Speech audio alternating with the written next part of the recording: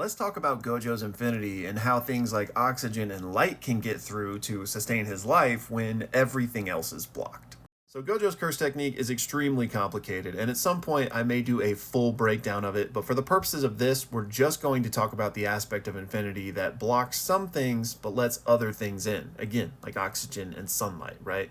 And the best showcase of this is this scene from the anime where Gojo is explaining his infinity to Geto and Shoko. Now he's doing this because he just had his awakening against Toji, right? He now knows reverse curse technique for the first time, and because of that, he is able to now keep Limitless up 24/7 because he's refreshing his brain 24/7 with RCT. So because he's experimenting with these new things, he has Shoko and Geto throw an eraser and a pencil at him. And what happens here is the pencil gets stopped because it's dangerous, and the eraser goes through and just bonks him in the head, and he catches it. So he explains that since he's experimenting with this 24/7 Limitless, he has changed the target of the Limitless technique to himself as opposed to each individual object. And because he's doing it this way, he can create a whitelist of things to get through infinity as opposed to having to target every individual thing.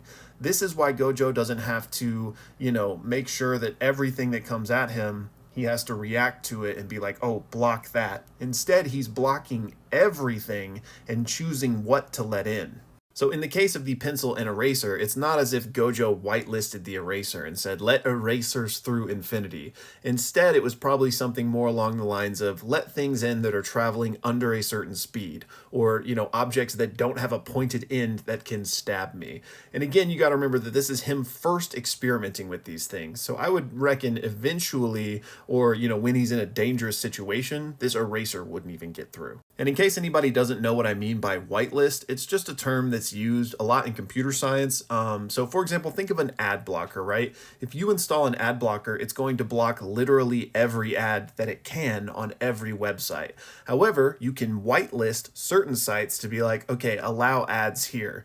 For example, on YouTube, it might be like, you can't use YouTube if you have an ad blocker installed. So you would whitelist YouTube and the ad blocker wouldn't operate on that website.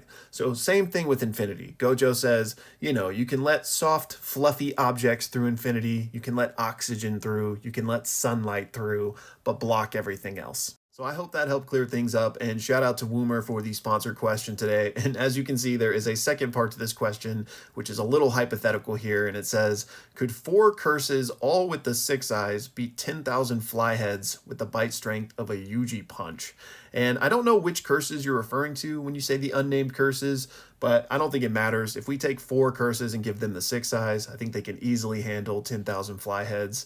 Obviously, that many of something with the power of Yuji is scary, but flyheads in and of themselves are very weak. They're very slow. So if you give 4 curses the acuity of the 6 eyes, I think they'll be able to dodge them well enough and take them out eventually.